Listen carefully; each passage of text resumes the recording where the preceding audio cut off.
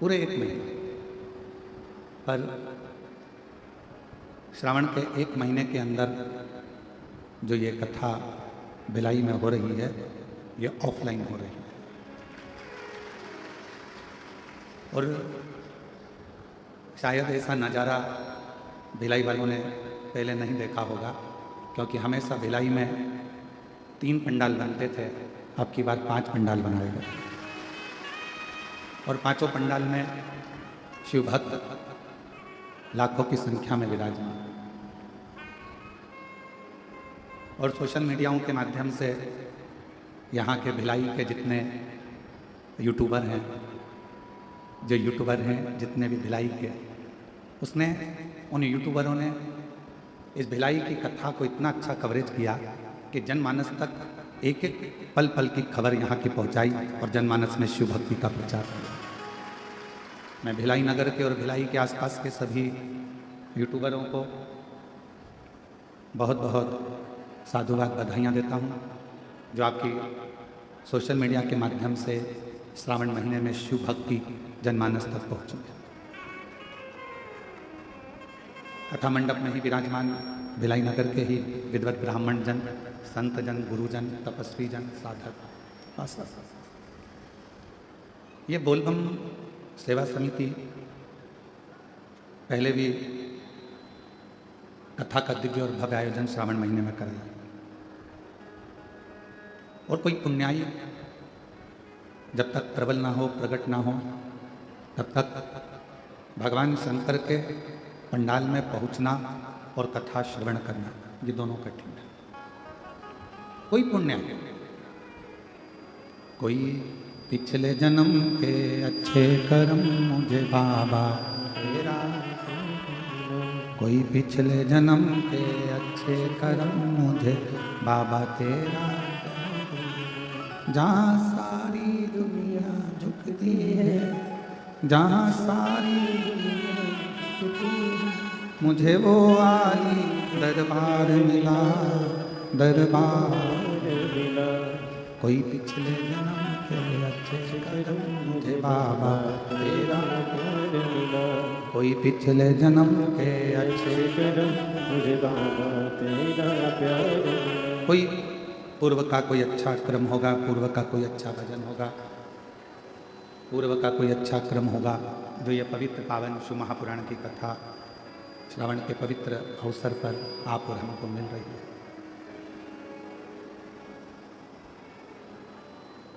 एक बात अपने जीवन में उतारिएगा। आज स्कंद षष्ठी है और आप सभी को मालूम हो, श्रावण महीने की जो स्कंद षष्ठी होती है, स्कंद छठ होती है, षष्ठी होती है, ये पूरे वर्ष में केवल एक दिन श्रावण के महीने में आती है, जिस दिन भगवान शिव जी ने भगवान स्कंद देव को, कार्तिकेय बाबा को श्री शैलम में जाकर इतने वर दिए थे कि 33 कोटि देवी देवताओं ने भी वरों का भंडार स्कंद देव को प्रदान कर दिया। आवाज़ सेट नहीं हो रही, छुंगे जैसी आवाज़ आ रही है, उसको सेट करिए। और ऊपर के स्पीकरों में बिल्कुल आवाज़ नहीं। आज वो स्कंद षष्ठी है। कहते हैं आज के दिन यदि भगवान शंकर जी का नाम स्मरण किया जाए, आज के दिन यदि भगवान शिव के नामों को जपा जाए या भगवान शिव के नामों का स्मरण किया जाए या स्कंद भगवान के पवित्र चरित्र का स्मरण किया जाए, तो भगवान शिव की अनुपम कृपा आप और हम पर होती है। केवल वर्ष भर में आज का ही दिन ऐसा होता है स्कंद षष्ठी का कि यदि परिवार का कोई सदस्य यदि रूठ गया है, परिवार का कोई सदस्य यदि आपस में यदि कोई विवाद हो रहा है या परिवार टूट रहा है या आपस में बहुत ज़्यादा क्लेश चल रहा है, तो आज के ही दिन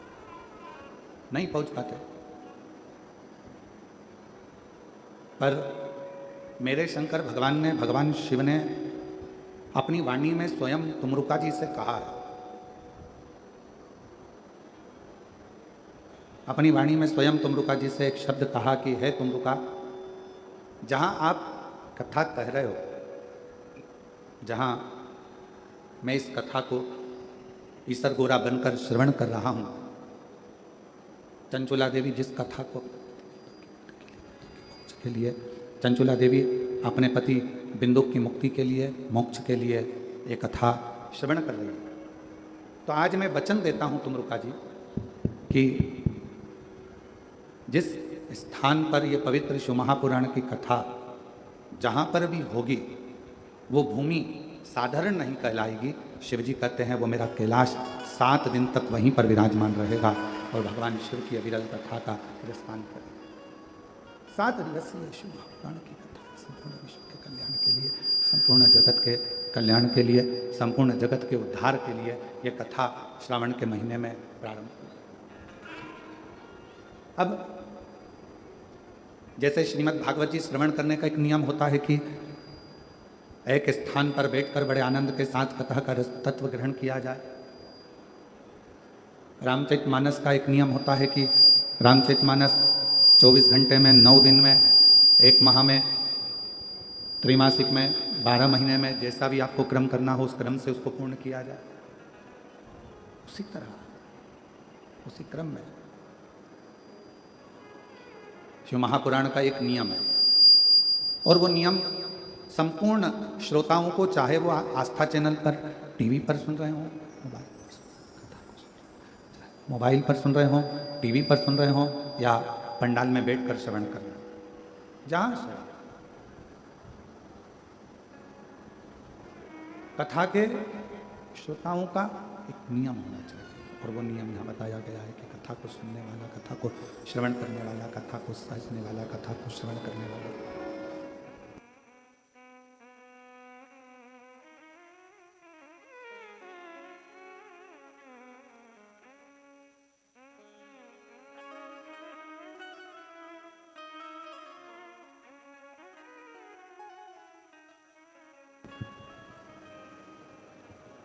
जैसे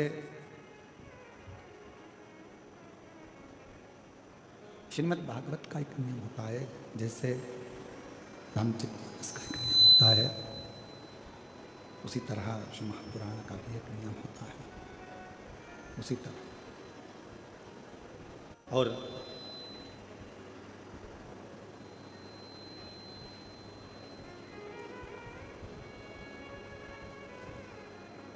हमारे बीच में माननीय विधानसभा जी अध्यक्ष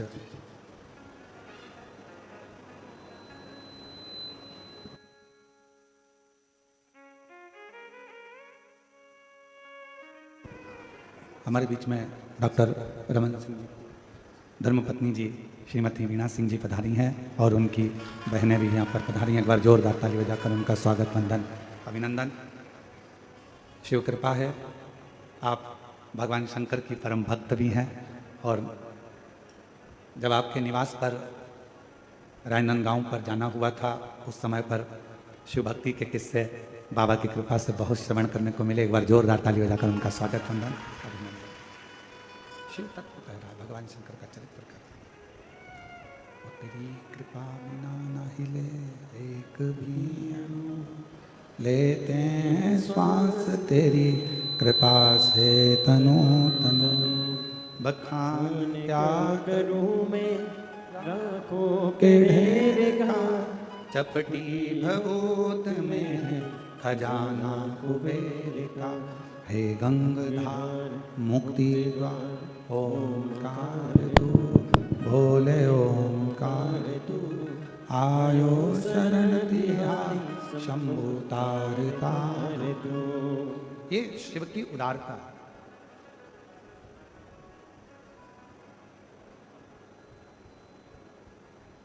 तो स्वयं भगवान शिव कह रहे हैं तुमरुका जी से कि है तुमरुका,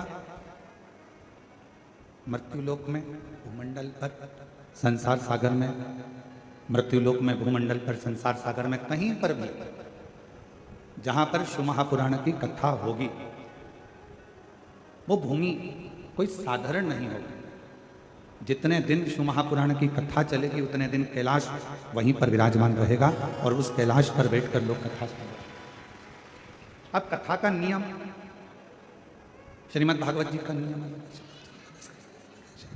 श्रीमद् भागवत जी का नियम अलग है, श्री रामचरितमानस का नियम अलग है, विष्णु पुराण जी का नियम अलग है। सारी पुराणों को सुनने का नियम अलग अलग है। और जितने शिव भक्त शिव महापुराण की कथा में बैठे हैं, जितने शिव भक्त आस्था चैनल पर सुन रहे हैं, फेसबुक यूट्यूब पर श्रवण कर रहे हैं, उनसे निवेदन करेंगे शिव महापुराण की कथा सुनने का भी एक अलग नियम है। शिव महापुराण की कथा सुनने का नियम कौन सा है? तो कहा शिव पुराण का एक सबसे बड़ा नियम है, आप अपने घर से जब शिव महापुराण की कथा को श्रवण करने के लिए जाओ या अपने घर में बैठकर टीवी के सामने या मोबाइल पर भी शिव महापुराण की कथा को श्रवण करो, उस समय पर तुम्हें ये पूर्ण विश्वास होना चाहिए कि कथा में नहीं, मेरा महादेव श्रवण कर रहा है और मेरे दुखड़े को हर रहा है। ये विश्वास, ये श्रद्धा, ये दृढ़ता आपके और हमारे जीवन में आनंद देता है। और फिर निवेदन है, अपना समय बिल्कुल बर्बाद मत करो। आपके मन में अगर शिव जी के प्रति विश्वास है, आपके मन में भगवान शंकर जी के प्रति भरोसा है, दृढ़ता है, विश्वास है, तो शिव महापुराण की कथा के पंडाल में जाकर बैठो, कहां तुम्हें जगह मिल जाए वहां जाकर बैठो।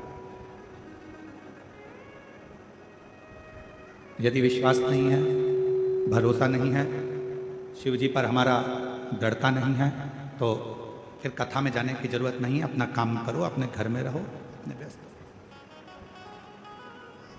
ये कथा, क्योंकि रामचरितमानस में तुलसीदास बाबा ने अपने शब्दों में कहा है शंकर विश्वास रूपिणो।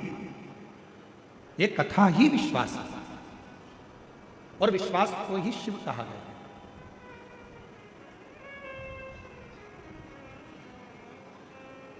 मानो तो मैं गंगा मां हूं, ना मानो तो बहता।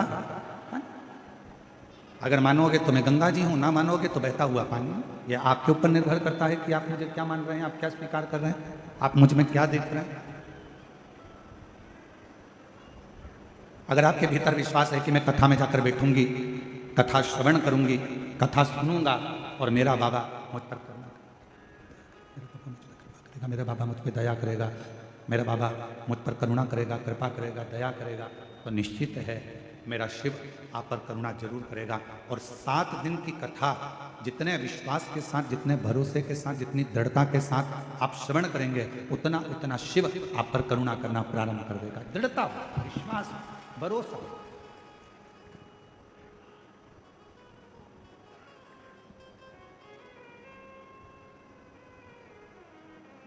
आपका घर बड़ा है, छोटा है, वो मायना नहीं रखता। आप बहुत बड़े बंगले में रहते हो, वो मायना नहीं रखता। आप छोटे से मकान में रहते हो, वो मायना नहीं रखता।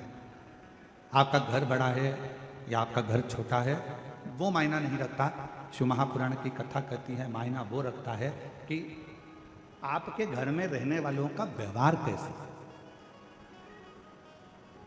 आपके घर में जो रह रहे हैं, आपके घर में जो निवास कर रहे हैं, आपके घर में जो रह रहा है, उसका व्यवहार कैसा है। मालूम पड़े बंगला तो बहुत बड़ा है, घर बहुत बड़ा है, और व्यवहार जो घर में रह रहे हैं 4 लोग, 5 लोग, 10 लोग घर के रहने वाले हैं, उनका व्यवहार ही अच्छा नहीं है, तो घर का बंगला किस काम का। घर बड़ा है या घर छोटा है उसको कोई मायना नहीं रखता, पर मायना रखता है तुम्हारे घर का व्यवहार। तुम्हारे घर का व्यवहार कैसा है, तुम्हारे घर में रहने वालों व्यक्तियों का व्यवहार कैसा है। मालूम पड़े एक बहू उधर मुंह फुला कर रह रही है, एक बेटा उधर रह रहा है, एक बेटी उधर रह रही है, घर में थोड़े से रिश्तेदार आए, मालूम पड़ा ननन भाभी से ना बोले, भाभी ननन से ना बोले, ननन नंदोई से ना बोले, और पत्नी पति से ना बोले। सारे रिश्तेदार आते जरूर हैं, पर मालूम पड़े आपस में व्यवहार ही ठीक ना हो, तो बड़े बंगले का करोगे क्या। मकान बड़ा या मकान छोटा होने से व्यक्ति के जीवन में सुख नहीं है।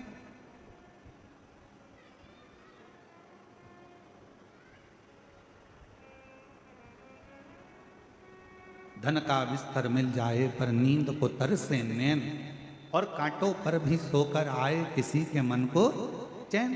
कोई कारण होगा, मालूम पड़े डनलप का गद्दा लगा है, एसी लगा है, खूब जोरदार मलमल की रजाई भी है, तकिया भी बिल्कुल एकदम कोमल है, और बड़े आराम से कमरा भी बिल्कुल क्लीन साफ एकदम बढ़िया है, और मालूम पड़े धन का बिस्तर मिल जाए पर नींद को तरसे ने।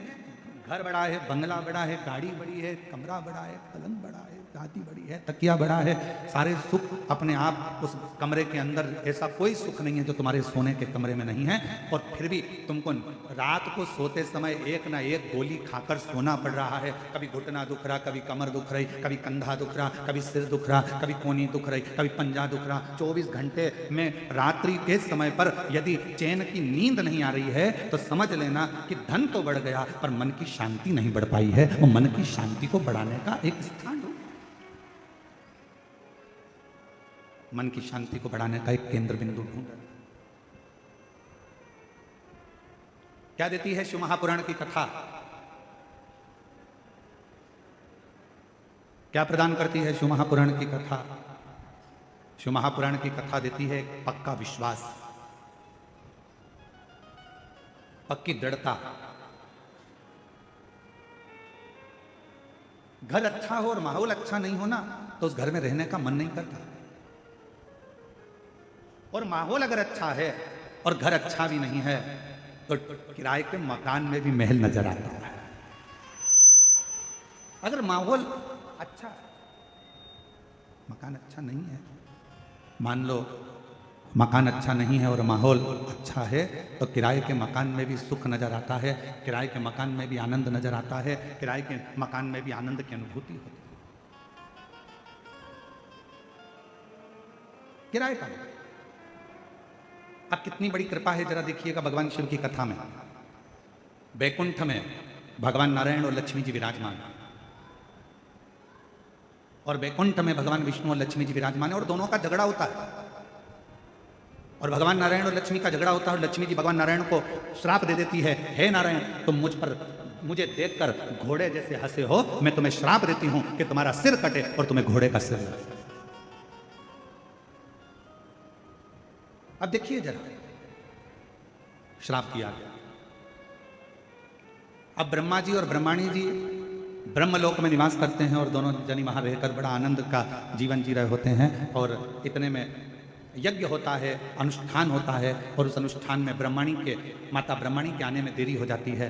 माता सावित्री उस यज्ञ के अंतर्गत विराजमान हो जाती हैं, और माता ब्रह्मणी उनको श्राप दे देती हैं, ब्रह्मा जी तुम्हारी अर्धांगिनी होने के बाद भी तुमने यज्ञ में मेरी प्रतीक्षा नहीं करी, मैं तुम्हें श्राप देती हूं कि मृत्यु लोक में कहीं पर भी तुम्हारे मंदिर नहीं होंगे, मृत्यु लोक में कहीं पर तुम्हारा पूजन ना होगा, केवल एक पुष्कर की भूमि ऐसी होगी जहां पर तुम्हारा पूजन होगा, जहां पर तुम्हारा मंदिर।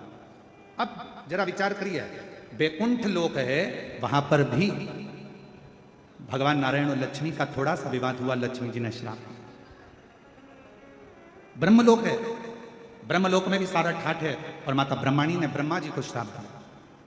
पर केवल सारे लोकों में एक लोक मृत्यु लोक ऐसा है जिस मृत्यु लोक के अधिपति भगवान देव अधिदेव महादेव हैं, दोनों आनंद के साथ विराजमान रहते हैं, और भगवान शंकर और पार्वती दुनिया के लोगों को प्रेरणा देते हैं कि सुख बड़े मकान में नहीं, अगर कैलाश की कंदराओं में भी रह रहे हो और माहौल अच्छा है तो सुख उस कंदरा में भी प्राप्त हो, सुख उस कंदरा में भी मिल सकता है, सुख उस कंदरा में भी प्राप्त हो सकता है। बस अच्छा घर अच्छा है और माहौल अच्छा नहीं है तो घर किसी काम का नहीं है, और अगर माहौल अच्छा है तो फिर आप गुफा में भी रह रहे हो, कंदरा में भी रह रहे हो, तो समझ लो कि सुख है, सुख। और देख लिया संसार हमने, देख लिया सब मतलब के यार हमने देख लिया, झूठे नाते झूठे रिश्ते, झूठे नाते झूठे रिश्ते, अरे झूठा संसार हमने देख लिया, सब मतलब के यार हमने देख लिया संसार हमने देख लिया, सब मतलब के यार हमने देख लिया। ये संसार की धारणा भगवान शंकर की यह पवित्र कथा, शिव महापुराण की यह पवित्र कथा, श्रावण महीने में जितने भी भक्त इस शिव महापुराण की कथा को श्रवण कर रहे हैं, जयंती स्टेडियम भिलाई छत्तीसगढ़ की इस पवित्र धरा से बोलबम सेवा समिति के नेतृत्व में ये जो कथा चल रही है, इस कथा को आप श्रवण करें और ये विचार करें कि अपने घर का माहौल हमें कैसा रखें।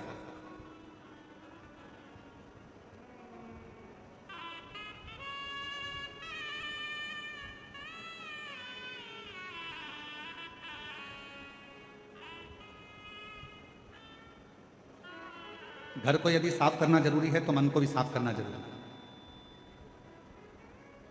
थोड़ा परिश्रम जिंदगी में बहुत जरूरी है। आप में से कितने लोग हैं जो चाय पीते हैं? हाथ उठाओ जरा। हम चाय का ऑर्डर नहीं दे रहे हैं तुम लोगों के लिए, हम तो पूछ रहे हैं। फिर से उठाओ जरा, कितने लोग हैं जो चाय पीते हैं? चलो बहुत बढ़िया, रख लो। चाय पीने से कभी जीवान जली कि नहीं जली तुम्हारी? जम के तो बोलो, आवाज नहीं आई। जली है ना? अब तुम्हारी जीवान अगर चाय पीने से जली तो तुम में से कितने लोग हैं जिनकी जीवान चाय पीने से जली और उन्होंने चाय पीना छोड़ दिया? जम के तो बोलो, छोड़ा किसी ने? नहीं। हमारे दया सिंह जी के घर की भाभी और बहुएं हाथ हिला रही, नहीं गुरुजी हम नहीं छोड़ा।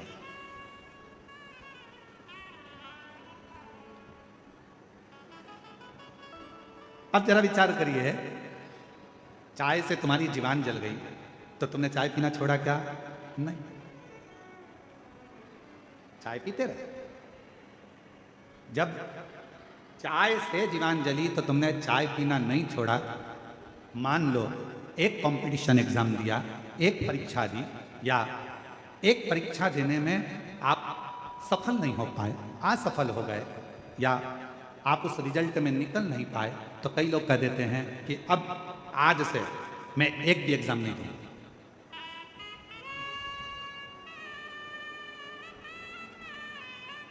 अब मैं कोई परीक्षा नहीं दूंगा। अरे भाई, चाय से जीवान जल जाती है तो लोग चाय पीना नहीं छोड़ते, पीते रहते हैं। अगर एक एग्जाम नहीं निकल पाए, एक परीक्षा नहीं पास कर पाए, तो क्यों टेंशन लेना? चाय पीना नहीं छोड़ी, उसी तरह एग्जाम देना मत छोड़ो। एक ना एक दिन तुमको उस मंजिल तक वो एग्जाम पहुंचाएगा। क्यों हिम्मत हारते? क्यों टेंशन लेते हो? अपनी हिम्मत नहीं हारते। और मैंने तेरे ही भरोसे, जिसको आता है वो साथ में गाया करो। मैंने तेरे ही भरोसे हवा बिच उड़ती जवानी, बाबा डोर हटो चढ़ी नामे कटी जवानी, भोले मैं तेरी पतंग, शंभू मैं तेरी पतंग, हवा बिच उड़ती जवानी, बाबा डोर हटो चढ़ी नामे कटी जवानी, भोले मैं तेरी पतंग। क्यों हिम्मत हारना? परिश्रम करते जाओ। कई लोग कहते हैं गुरुजी हमारे घर का माहौल ठीक नहीं है, अब मैं घर में नहीं रहूंगी, मैं घर छोड़कर चली जाऊंगी। कोई कहता है मैं घर छोड़कर चले जाऊंगा, मैं ऐसा कर लूंगा। शिव महापुराण की कथा कहती है अपने घर का माहौल ठीक करने की जवाबदारी किसी दूसरे ने नहीं ली है। अपने घर के माहौल को ठीक करने की जवाबदारी आपकी अपनी स्वयं। और मेरे शंकर भगवान ने, मेरे ओघड़दानी ने, मेरे शिवजी ने, मेरे शंभू ने पूरी शिव महापुराण की कथा में मार्गदर्शन करते हुए कहा, हिम्मत नहीं हारना, विश्वास पक्का रखना, श्रद्धा पूरी रखना और अपने कर्म को करते जाओ। यदि मार्कंडे बाबा मंत्र का जाप नहीं करते, मार्कंडे बाबा यदि भगवान का भजन ना करते, मार्कंडे बाबा को मालूम पड़ गया था कि मेरी उम्र कम है, मार्कंडे जी को मालूम पड़ गया था कि मेरे प्राण छूट जाएंगे, मार्कंडे जी को मालूम पड़ गया था कि मैं मर जाऊंगा, और मार्कंडे जी ने अपने पिताजी से जो सुना, मार्कंडू जी से, बस भगवान शिव की भक्ति में लग गए। और भगवान शंकर की ऐसी भक्ति मार्कंडे बाबा ने करी, शिव की ऐसी आराधना मार्कंडे बाबा ने करी कि आखिरी में मार्कंडो जी, मार्कंडे बाबा के पिताजी नहीं आए, स्वयं शिव की भक्ति से वो देवाधिदेव महादेव प्रकट होकर उनकी आयु बढ़ाकर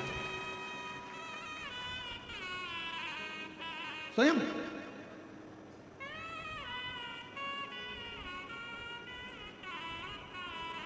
एक विश्वास की दृढ़ता हो।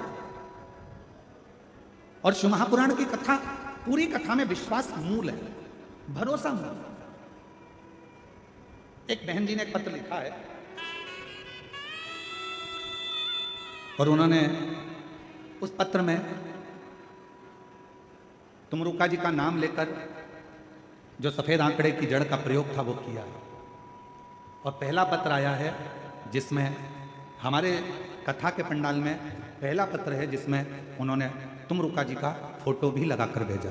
और मैं आस्था चैनल वालों से कहूँगा कि जितने लोग भी एलईडी पर कथा सुन, एलईडी पर दिख रहा है ये कथा, एलईडी पर कथा सुन रहे हैं तो पहले वो सावन के महीने में आज स्कंद षष्ठी है, आप लोग तुमरुका जी का दर्शन करिए, जिसमें तुमरुका जी का नारद जैसा स्वरूप है, घोड़े का मुंह लगा है और हाथ में वीणा है और करताल लेकर वीणा लेकर तुमरुका जी, ये वो तुमरुका जी हैं जिनको शिव जी की अनुपम कृपा है और जिनका नाम लेने से नारी के जीवन का ऐसा कोई रोग नहीं है जो समाप्त नहीं होता हो। यहाँ तक कि शरीर में, गर्भाशय में, चेस्ट में अगर गठान भी पड़ जाती है और तुमरुका जी का नाम लेकर जल चढ़ाकर अगर आचमन किया जाता है तो वो गठान तक गल जाती है। ऐसा तुमरुका जी का वचन।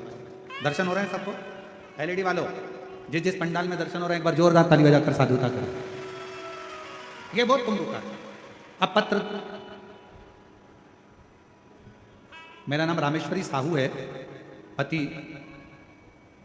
सूरज साहू है, पता जयंती नगर दुर्ग छत्तीसगढ़ की रहने वाली है। कहीं बैठी हो तो हाथ हिला सकती हैं। बच्चा आया है क्या साथ में? आया है? हाँ लेकर आ जाइए। एक बार वापिस हाथ हिलाओ। हाँ आ जाइए। मेरा नाम रामेश्वरी साहू है, पति सूरज साहू है, हम जयंती नगर दुर्ग छत्तीसगढ़ के रहने वाले हैं। मेरी शादी को 15 साल हो गए थे और 15 साल से मेरे यहाँ कोई संतान नहीं थी। गुरुजी, हमने बहुत से डॉक्टरों को दिखाया, पत्र एलईडी पर दिख रहा होगा, आप हमारे साथ में पत्र को पढ़ सकते हो और पत्र पर उंगली चलेगी, आप साथ में पढ़ सकते हो। 15 साल हो गया था शादी को लेकिन कोई संतान नहीं थी। गुरुजी, हमने बहुत से डॉक्टरों को दिखाया, वेदों को भी दिखाया, गोदी भी भरवाई, फिर भी हमें संतान का सुख नहीं मिला। लोग मुझे ताना देते थे कि इसकी कोई संतान नहीं है, यह बांझ है, सब अपशब्द कहते थे। तभी मेरे परिवार में मेरी माँ, पापा और बहन ने कहा, आस्था चैनल पर सीहोर वाले गुरुजी पंडित प्रदीप मिश्रा की कथा आती है, उसे सुन और गुरुजी जो भी उपाय बताएं उसे कर। मैं बहुत परेशान थी गुरुजी, कुछ समय नहीं समझ नहीं आ रहा था। फिर मैंने 2020 से आपकी कथा सुनना प्रारंभ करी और सुनते सुनते विश्वास हो गया कि अब संतान देगा तो मेरा भोलेनाथ ही देगा। मैं ये विश्वास कर कर सफ़ेद आंकड़े की जड़ का उपाय जो आपने बताया, पशुपतिनाथ का व्रत जो आपने बताया, पंडाल में बैठकर कथा सुनने का फल जो आपने बताया, हम दोनों पति पत्नी ने सफ़ेद आंकड़े की जड़ का उपयोग किया, पशुपति व्रत किया और एक बार नहीं, 2 बार, 3 बार, ऐसा मैंने 4 बार किया। आप कहते हो ना हिम्मत मत हारना, बाबा ने ऐसी कृपा करी गुरुदेव, डॉक्टर के हिसाब से मैं माँ नहीं बन सकती थी पर बाबा की कृपा से 2024 में मेरे घर में बाबा की कृपा से संतान ने जन्म लिया। 15 साल के, 15 वर्ष। एक लाइन अच्छी लिखी है, आप और हम गुनगुना लो। अरे लुटा दिया भंडार काशी वाले ने, दिया माला माल काशी वाले ने, लुटा दिया भंडार काशी वाले ने, कर दिया माला माल काशी वाले ने, लुटा दिया भंडार काशी वाले ने, लुटा दिया भंडार काशी वाले ने, लुटा दिया भंडार काशी वाले ने, कर दिया माला माल काशी वाले ने, लुटा दिया भंडार काशी वाले ने, कर दिया माला माल काशी वाले ने। जो जैसी भावना लाया वो वैसा ही फल पाया, जो जैसी भावना लाया वो वैसा ही फल पाया, नहीं खाली उसे लौटाया, वो मन ही मन हरसाया, नहीं खाली उसे लौटाया, वो मन ही मन हरसाया। और कर दिया, आप भी बोलो साथ में, श्रावण का महीना चल रहा है, बड़े प्रेम से, कर दिया माला माल काशी वाले ने लुटा दिया। भंडार काशी वाले ने। इस पत्र में उन्होंने एक लाइन लिखी है, बड़ी अच्छी लाइन, देखिए।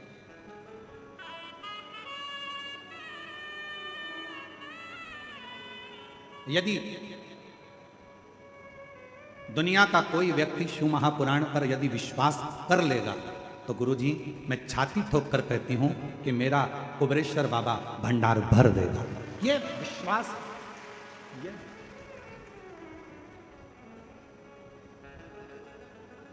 और जितनी मेरी जीजियां बैठी हैं, जितने मेरे जीजा बैठे हैं, जितनी मेरी बेटियां बेटाएं, मेरी माताएं जितनी बैठी हैं, मैं आपको निवेदन करूं, जितने विश्वास से आप शिव महापुराण की कथा को श्रवण करेंगे, और ये विश्वास ही तो है जो 5 पंडाल लगे होने के बाद भी भक्तों का सैलाब पंडालों के बाहर खड़ा हुआ है, ये आपका विश्वास और आपकी दृढ़ता और आपका भरोसा है।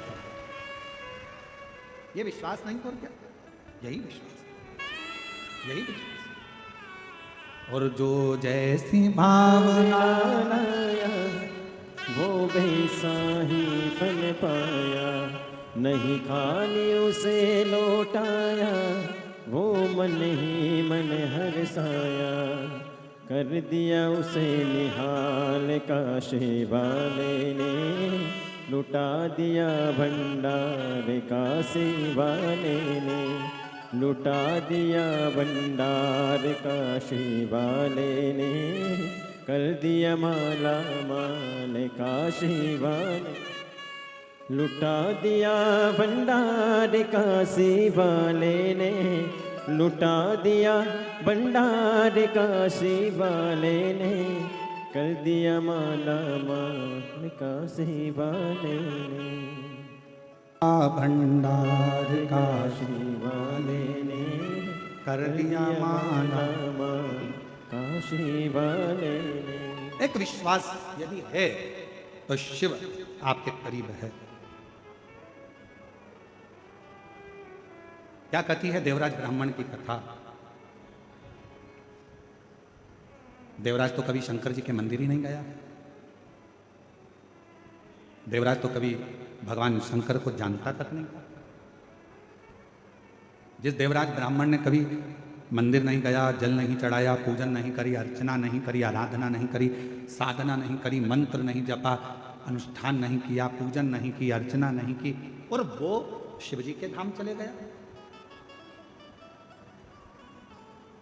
वो भगवान शंकर के धाम चले गया। ए मेरी छत्तीसगढ़ की जीजियों और मेरे छत्तीसगढ़ के जीजाओं, बेटियों बेटाओं, मेरी माताओं, आपसे निवेदन करूं, एक बार एकांत में बैठना और एकांत में बैठकर कभी इस बात पर विचार करना कि देवराज ने आखिर पुण्य कौन सा करा था।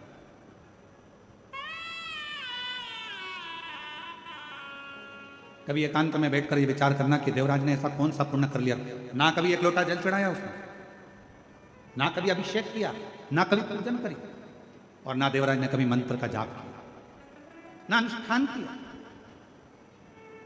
फिर करा क्या? जो भगवान शंकर देवराज को अपने नंदी पर बिठाकर लेकर कैलाश धाम तक जा रहे हैं, ना पूजन, ना अर्चना, ना अनुष्ठान, ना जप, ना मंत्र, ना साधना, कुछ नहीं करा। देवराज ने केवल एक काम करा, 5 मिनट शिव महापुराण की कथा में बैठकर कथा को सुन लिया और उसे परम धाम में गया। परम धाम। ना जल चढ़ाया, ना अनुष्ठान किया, ना तप करा, ना साधना करी, ना व्रत करा। एक काम करा उसने, दिल से, चोरी का धन था, शरीर तप रहा था, बुखार आ rहा था, और एक मंदिर में जाकर बैठ गया और कानों में शिव महापुराण की कथा चल। एक पत्र आया है, देखिए। मेरा नाम योगिता शर्मा है, मैं राजिम की निवासी हूँ, जिला गरियाबाद से आई हूँ। कहीं बैठी हों तो हाथ हिला सकती हैं, अगर कहीं बैठी हों तो हाथ हिला सकती हैं। मेरा नाम योगिता शर्मा है, मैं राजिम की निवासी हूँ, जिला गरियाबाद से आई हूँ। और अगर कहीं बैठी हों तो हाथ हिला दें, और अगर बैठी हों आप ही हैं, ऐसा हाथ हिला दो। वापिस हिलाओ। आइए एक बेलपत्र लेकर जाइए, आ जाइए। गुरुजी, मैं पशुपतिनाथ के व्रत की महिमा, एक लोटा जल व मंदिर की साफ सफाई का कितना बखान करूं उतना कम है। पत्र को आप लोग एलईडी पर पढ़ सकते हैं। मैं पशुपतिनाथ जी, मेरा बेटा निकाल नहीं पाया। दूसरी बार फिर से उसने यूपीएससी की परीक्षा दी, इंटरव्यू दिया, सिलेक्शन नहीं हुआ। एक बार फिर शॉर्ट लिस्ट में उसका नाम आया। हमें लगा कुछ महीने में उसका सर्विस ऑर्डर आ जाएगा, पर कुछ नहीं हुआ। फिर से मेरे बेटे ने तैयारी करी। मैंने अपने बेटे से कहा, बेटा वो सियोर वाला महाराज कहता है कि अगर मेहनत पूरी करी जाए, परिश्रम पूरा करा जाए, रात दिन एक करा जाए और आखिरी में एक बेलपत्री पर शहद लगाकर शिवजी को चढ़ाकर एग्जाम दिया जाए तो बाबा सुनता जरूर।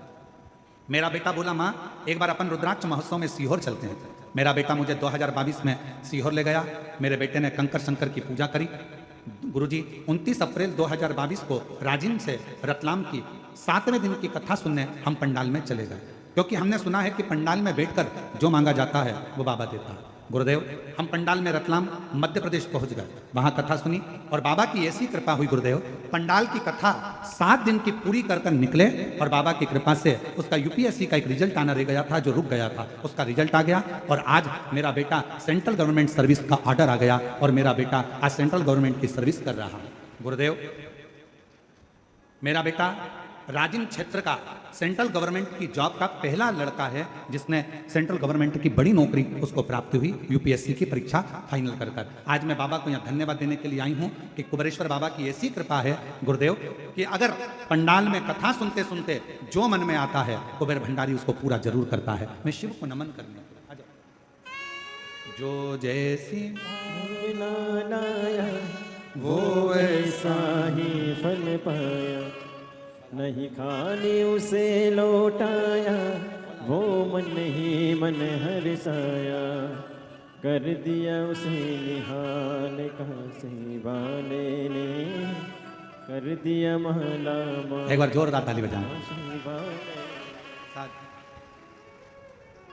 और तेरी कृपा का अब किस पर हो जाए, जरा से हम पर कर दो, जरा से हम पर कर दो। उसकी कृपा ऐसी, उसकी करुणा ऐसी।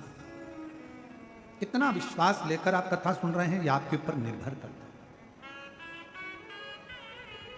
कितनी दृढ़ता धारण कर कर आप कथा सुन रहे हैं ये आपके ऊपर निर्भर करता है। आप शिव महापुराण पर कितना भरोसा करते हैं ये आपके ऊपर निर्भर करता है। सीहोर वाले महाराज जी तो 7 दिन कथा सुनाएंगे, चले जाएंगे। दयाल सिंह जी इस कथा का आयोजन कराए हैं, बोलबम समिति इसका आयोजन कराई है, समिति आयोजन कराकर अपना आनंद पाती है, जनमानस को श्रवण कराती है।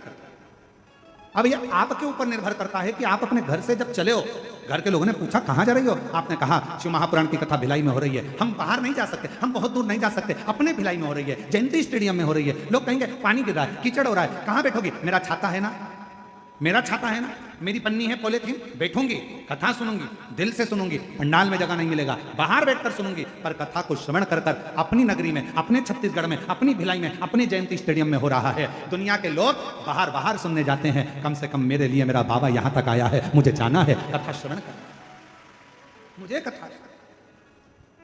विश्वास कितना, भरोसा कितना, दृढ़ता कितनी, कितने विश्वास के साथ आप कथा को श्रवण करते हो ये आपके ऊपर निर्भर करता है।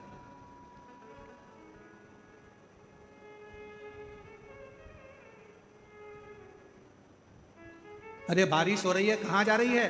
बारिश का काम है बरसना और हमारा काम है कथा को श्रवण करना, ये हमारा कार्य, हम सुन।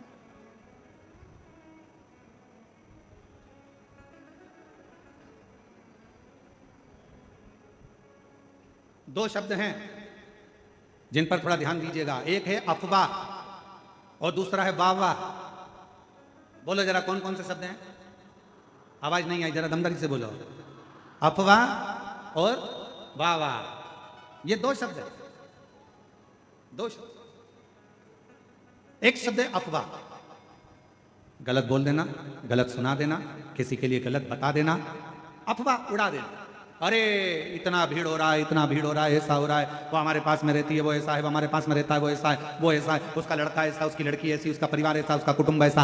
अफवाह उड़ाने में कलयुग में सब माहिर हैं, अफवाह उड़ाने में कलयुग में सब माहिर हैं। इसलिए थोड़ा सावधानी रखना। शिव महापुराण की कथा कहती है किसी अफवाह में मत जाना। क्यों, क्या कारण? तो कहा अफवाह और वाह वाह ये दो शब्द व्यक्ति को बर्बाद कर देते।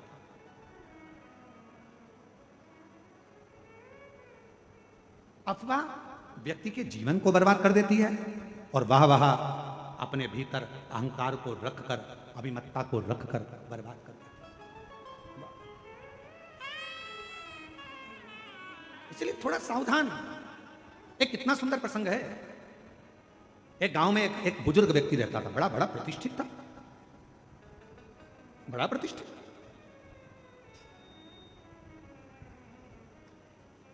और गांव में बुजुर्ग व्यक्ति रहता था। उन्हीं के घर के 4 घर छोड़कर एक बड़ा नौजवान लड़का, बड़ा सुंदर, बड़ा स्मार्ट, बड़ा विद्वान, बड़ा ज्ञानवान एक लड़का रहता था।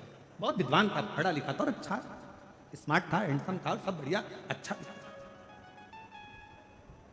अब बुजुर्ग व्यक्ति के मन में आया कि बताओ, लोग इसी को ज्यादा सम्मान देते हैं, इसी को आदर देते हैं, इसी का सत्कार करते हैं, इसी को पूछते हैं। तो इसने धीरे धीरे कर कर गांव के लोगों का कान भरना प्रारंभ कर दिया कि ये जो लड़का है ये चोर है। इसने उस कॉलोनी में चोरी करी थी, उस मोहल्ले में चोरी करी थी। धीरे धीरे अफवाह उड़ाना प्रारंभ करा और अफवाह ऐसी उड़ाई कि पूरे गांव में, पूरे नगर में बात हो गई कि ये लड़का चोर है। सब दूर खबर हो गई, ये चोर है, इसने चोरी करी। अब बात चलते चलते एक दिन नगर के गांव में चोरी हो गई और चोरी का इल्जाम गांव के लोगों ने किस पे लगाया? उसी लड़के पर लगाया जो चोर नहीं था, पर ईर्ष्या से उसको चोर बना दिया गया और चोरी का इल्जाम लगा दिया। चोरी का इल्जाम जैसे ही लगा, चोरी का इल्जाम लगते से उस लड़के को पकड़ा गया, थाने में लेकर गए, बंद किया। बंद करने के बाद जब निर्णय लिया गया, सारे सबूत देखे गए, तो मालूम पड़ा कि इस लड़के ने तो चोरी ही नहीं की। चोरी सूचना पाई कि इस पर चोरी का इल्जाम लगाया किसने? तो कहा कि एक गांव का व्यक्ति है और उस गांव के व्यक्ति ने इस पर चोरी का इल्जाम लगाया। उस गांव के बुजुर्ग व्यक्ति को बुलाया और पूछा गया, तुमने इस नवयुवक लड़के की जिंदगी खराब कर दी, तुमने इस नवयुवक युवान लड़के का जीवन बर्बाद कर दिया और तुमने इस पर चोरी का इल्जाम लगा दिया। वो बुजुर्ग व्यक्ति आंखों से आंसू भरकर रोने लगा। मैंने तो हंसी हंसी में टिप्पणी करी थी छोटी सी, मैंने तो हंसी हंसी में बस ऐसे ही बोल दिया था, मैंने तो हंसी हंसी में बस ऐसे ही नाम ले दिया था। इतने में सरपंच को गुस्सा आ गया और सरपंच ने कहा इसका निर्णय कल लिया जाएगा। एक काम करना, तुमने हंसी हंसी में जो काम किया है, जो तुमने बोला है इस लड़के के लिए, जो तुमने इस लड़के के लिए बोला है, एक कागज में लिखो, उस कागज को फाड़ो, फेंक दो और कल आते आते उस कागज के टुकड़ों को वापस लेकर आना। निर्णय कल दिया जाए। बुजुर्ग व्यक्ति ने वही बात लिखी, फाड़ी, फेंकी, वापिस आया। कागज का एक टुकड़ा, 2 टुकड़ा उसको मिला, बाकी का कोई टुकड़ा उसको, कोई टुकड़ा। सरपंच ने कहा बाकी के कागज के टुकड़े कहाँ हैं? तो कहा वो तो हवा में उड़ गए, मैं सब लेकर नहीं आ पाया। सरपंच ने कहा बुजुर्ग व्यक्ति से, बाबा जी किसी के लिए कुछ कह देना हवा में उड़ने के बराबर है। उसकी जिंदगी बर्बाद हो गई।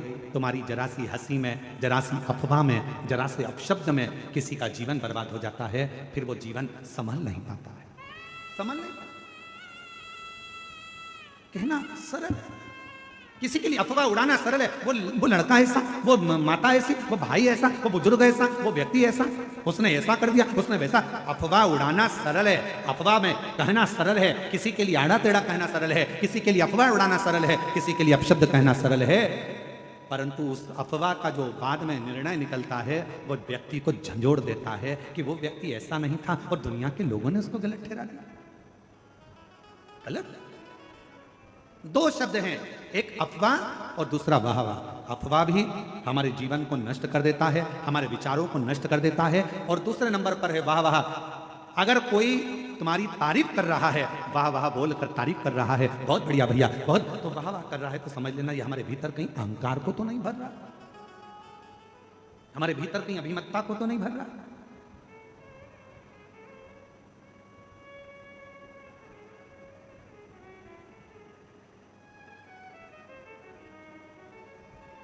थोड़ा बचिए, थोड़ा अफवाह से भी बचना, थोड़ा वाहवाह से भी बचना, दोनों से। आप जितना बचकर रहोगे उतना अपनी जिंदगी को सुख में जियोगे।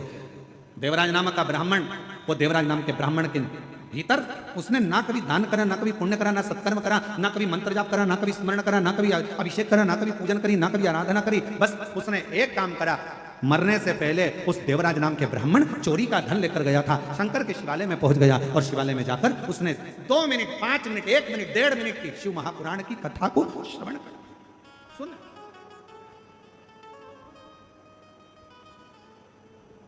और फिर निवेदन करूं इस पवित्र व्यासपीठ से, फिर निवेदन करूं इस पवित्र श्रावण के महीने की इस पावन कथा से, पावन कथा के रसपान। आपने सावन के महीने में यदि अभिषेक नहीं करा है, सावन के महीने में यदि पूजन नहीं करी है, सावन के महीने में अगर शिव जी के मंदिर नहीं गए हो, सावन के महीने में अगर शंकर भगवान का मंत्र जाप नहीं करा है, सावन के महीने में अगर नाम जाप नहीं करा है, तो श्रावण के महीने में अगर बन सके तो शिव महापुराण की कथा 2 मिनट 5 मिनट की अवश्य पंडाल में जाकर श्रवण करो, तुम्हें उसका फल अवश्य प्राप्त।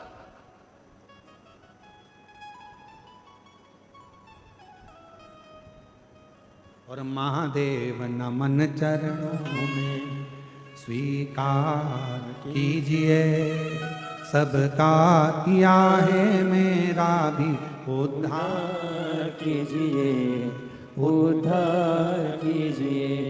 हे त्रिपुंडधारी, हे त्रिशूलधारी, हे त्रिपुंडधारी, हे त्रिशूलधारी।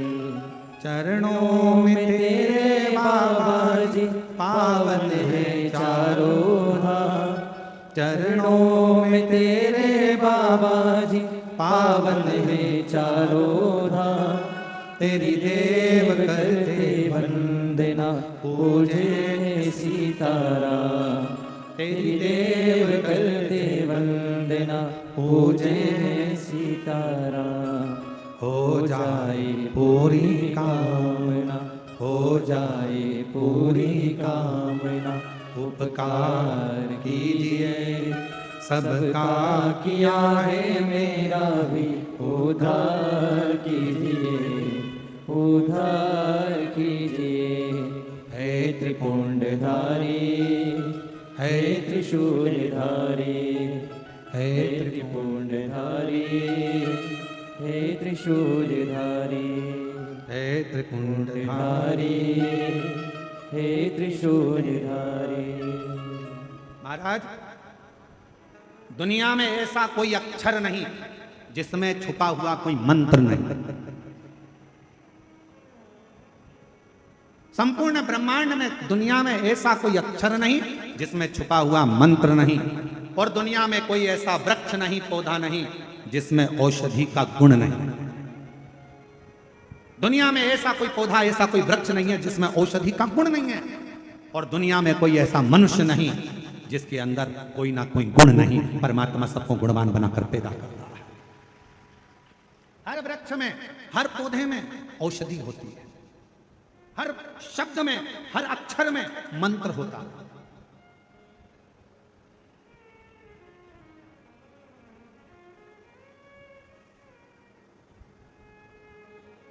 कथा पर ध्यान दीजिएगा।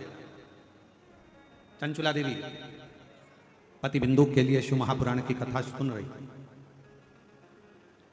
दिवस निकलते गए और दिवस निकलते निकलते चंचुला देवी के मन में एक प्रश्न खड़ा हुआ।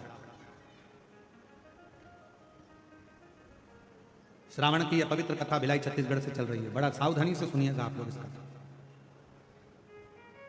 पूरे छत्तीसगढ़ का गौरव है ये पवित्र कथा। जो श्रावण महीने में बोलबम समिति श्री दया सिंह जी को मैं साधुवाद दूं तो इतनी दिव्यता और भव्यता के साथ इस कथा का दिव्य आयोजन हो रहा है। और आपके विश्वास को मैं नमन करता हूं। दया सिंह जी कह रहे थे, गुरुजी हमने ऐसे शिव भक्त नहीं देखे। कथा होना थी 30 तारीख से और शंकर जी के ये सारे भक्त 21 तारीख से आना चालू हो गए थे और 21 तारीख से बैठना चालू हो गया। हमने पूछा दया सिंह जी से कि इतने लोगों का जो आ रहे थे 21 तारीख से, इनको तो 30 तारीख की कथा थी तो 29 को पहुंचना था, 28 को पहुंच जाते, और 21 तारीख से 10-12 दिन पहले, 7 दिन 8 दिन पहले यहाँ पहुंचना कैसे व्यवस्था हो जजमान की। तो कहा गुरुजी 21 तारीख से शिव भक्त यहाँ पहुंचना चालू हो गए और हम जब भी आते तो ये प्रयास करते कोई भूखा तो नहीं है, कोई रह तो नहीं गया, और मैं दया सिंह जी आपको इसके लिए साधुवाद देता हूँ, आपकी पूरी बोलबम समिति को साधुवाद देता हूँ कि सबके चेहरे पर रौनक था।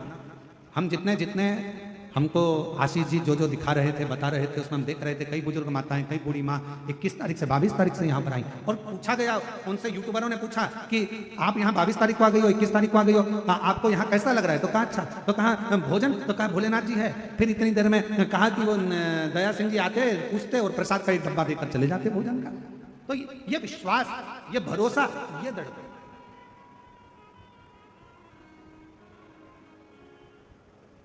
इसलिए इस कथा को हम कहेंगे कि पूरे छत्तीसगढ़ का गौरव है ये शिव महापुराण की कथा, भिलाई जयंती स्टेडियम की कथा, ये गौरव छत्तीसगढ़ का एकांत। कितना विश्वास, कितना भरोसा। प्रश्न खड़ा हुआ, कथा चलती रही और चलती चलती कथा में कुछ दिन निकले और दिन निकलने के बाद में जैसे ही थोड़े से दिन निकले, दिन निकलने के बाद में चंचुला देवी ने पूछा, तुम रुका जी से एक प्रश्न। बहुत सावधानी से इस प्रश्न का उत्तर सुनिएगा जो चंचुला देवी करिए। तुमरुका जी से प्रश्न किया गया, क्या शिव महापुराण का कौन सा श्लोक, कौन सा अक्षर, कौन सा मंत्र मैं जपूं? चंचुला जी कह रही हैं शिव महापुराण का वो कौन सा अक्षर, कौन सा मंत्र, कौन सा श्लोक मैं जपूं जिससे मेरे पति बिंदुक की मुक्ति हो जाए और मेरा अखंड सौभाग्य हो जाए। मेरा पति बिंदुक प्रेत योनि में पड़ा हुआ है और प्रेत योनि में पड़े हुए मेरे पति की मुक्ति होना बड़ा कठिन है और मेरे वापिस मेरा सौभाग्य, मेरा सिंदूर अमर हो जाए। शिव महापुराण का वो कौन सा श्लोक, शिव महापुराण का वो कौन सा अक्षर, शिव महापुराण का वो कौन सा मंत्र मैं जपूं जिससे मेरा पति को मुक्ति मिले और मेरा अखंड सौभाग्य हो? तुम रुका जी मुस्कुराकर कह रही है चंचुला, शिव महापुराण की कथा ही मंत्र है, शिव महापुराण की कथा ही श्लोक है और शिव महापुराण की कथा ही अक्षर है और शिव महापुराण की कथा ही पार करने वाली नैया है। सुन लिया हो?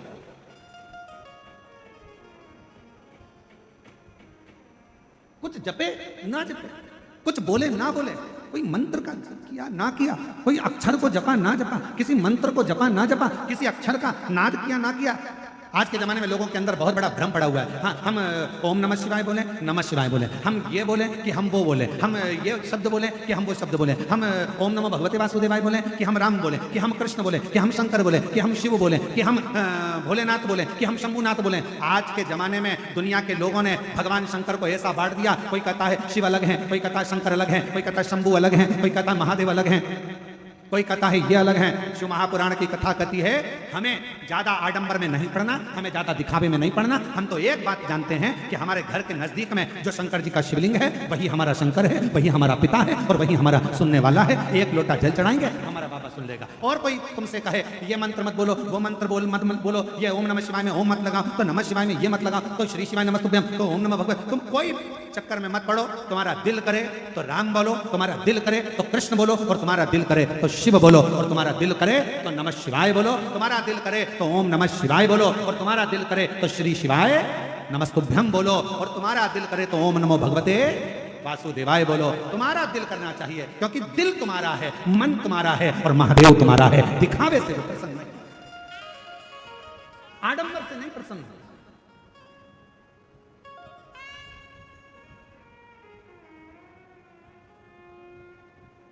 उसको प्रसन्न करना, उसको राजी करना सहज।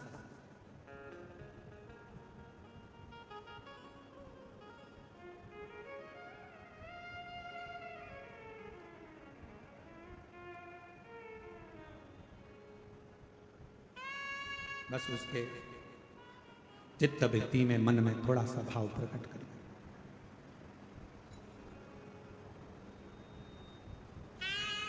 कई लोग रो रो कर खुद मरना पसंद करते हैं। रोते, दुख आ गया रो रहे हैं, तकलीफ आ गई रो रहे हैं, कष्ट आ गया रो रहे हैं। दुनिया के कई लोग रो रो कर खुद मरने की इच्छा करते हैं। शिव महापुराण की कथा कहती है रो रो कर मरने से अच्छा है हंस हंस कर, प्रसन्न रहकर खुश रहकर अपने गम को, दुख को मार दो और तुम्हारी प्रसन्नता देखकर दुनिया के लोग वैसे ही मर जाएंगे। तुम अपने आप प्रसन्न रहना तो चालू करो। जितना रोगे उतने दुनिया के लोग हंसेंगे। अच्छा है, खूब रोती है, मंदिर जाती थी, कथा में जाती थी, ऐसा करती थी, वैसा करती थी, ले अब रो। दुनिया के लोग तुम्हें रोता हुआ देखना चाहते हैं। यह संसार की रीति है। आपके पीछे हजारों लोग पड़े होंगे और दिन भर यही चाहेंगे कि तेरा बुरा कैसे हो, तेरा बुरा कैसे हो, तू बर्बाद कैसे हो, तू नष्ट कैसे हो, तेरा नाम खराब कैसे हो। ये दुनिया की रीति है। आपको बढ़ता हुआ कोई नहीं देख सकेगा, कोई नहीं। एक कुएं के अंदर इतने सारे मेंढक थे, इतने सारे मेंढक थे। मेंढक उछलते फिर गिर जाते, फिर उछलते फिर गिर जाते, फिर उछलते फिर गिर जाते। सारे मेंढकों ने प्रयास किया उछल उछल कर आगे बढ़ने का। उसी में एक मेंढक था, वो ऊपर चढ़ गया, बिल्कुल ऊपर पहुंच गया। तो बाकी के मेंढकों ने विचार करा कि आखिर ये ऊपर पहुंच कैसे गया। तो उस मेंढक से इंटरव्यू करा गया। बहुत सारे लोग आए, मेंढक से पूछा गया कि भाई तेरे साथ के सारे मेंढक बहुत प्रैक्टिस कर रहे थे, ऊपर नहीं पहुंच पाए, तू इतना ऊपर कैसे पहुंच गया। उस मेंढक ने कुछ नहीं बोला। तब उसके पड़ोसी ने बोला ये तो बहरा है, सुनता ही नहीं है, इसीलिए ऊपर पहुंच गया। क्योंकि जिसने अपने कानों को कर लिया, दुनिया के लोग तो ताना देंगे, गाली देंगे, अपशब्द कहेंगे, टांग खींचेंगे, आड़ा टेढ़ा बोलेंगे। अगर आप बहरे बनकर बढ़ते चले जाओगे तो अपनी मंजिल तक पहुंच जाओगे। तो मेंढक ने इंटरव्यू में किसी ने कहा ये तो बहरा था इसलिए ऊपर पहुंच गया। बाकी के बहरे नहीं थे, कोई कुछ बोलता था नीचे खसक जाते थे, फिर कुछ बोला फिर खसक जाते थे। इसलिए निवेदन है, उन्नति की सीढ़ी पर बढ़ना है, आगे चलना है तो बहरे बन जाओ मेंढक की तरह। तो तुम अपनी मंजिल तक किसी की ना सुनते हुए आगे बढ़ते चले जाओगे और तुम्हें तुम्हारी मंजिल प्राप्त होगी। एक पत्र है, अच्छा है।